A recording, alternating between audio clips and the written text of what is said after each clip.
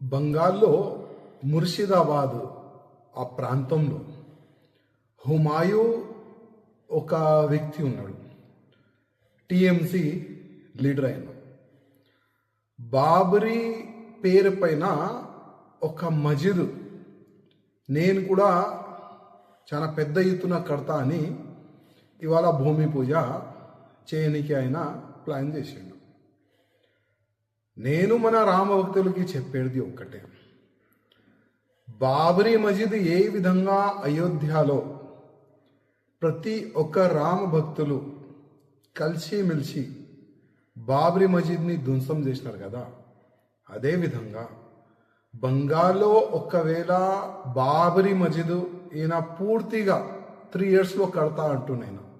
ఒకవేళ 3 yearsలో బాబరీ మస్జిద్ మొత్తం కట్టేస్తే బంగాల్ రామ భక్తులు సహా యావత్ రామ భక్తులు యావత్ భారతదేశం నుంచి బంగాల్లో పోయి ముర్షిదాబాద్లో అదే బాబరీ మస్జిద్ కూడా కూల్చివేస్తాం.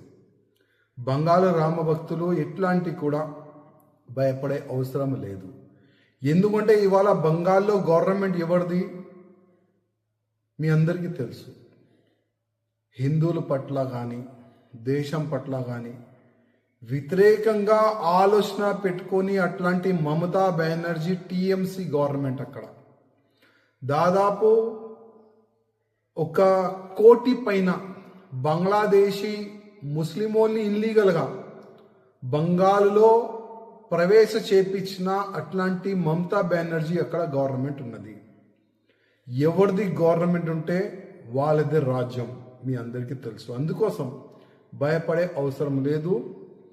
వచ్చే సమయంలో ఏ రోజు బంగాల్లో కాషాయ గవర్నమెంట్ వచ్చిన తర్వాత నేను మీకు హామీ ఇస్తున్నాను, మీరైతే రెడీ ఉంటారు. కానీ యావత్ భారతదేశం నుంచి రామ భక్తులకి నేను బంగాలు ముషీరాబాద్లో తీసుకొని వస్తాను. మీరు మనము కలిసి ఏ విధంగా అయోధ్యలో బాబరీ మస్జిద్ని కూల్చివేసినారు కదా, అదేవిధంగా బంగాల్లో తయారైతున్న అదే బాబరీ మస్జిద్ కూడా మనం అందరం కలిసిమెలిసి డిమాలిష్ చేస్తాం. జై శ్రీరామ్.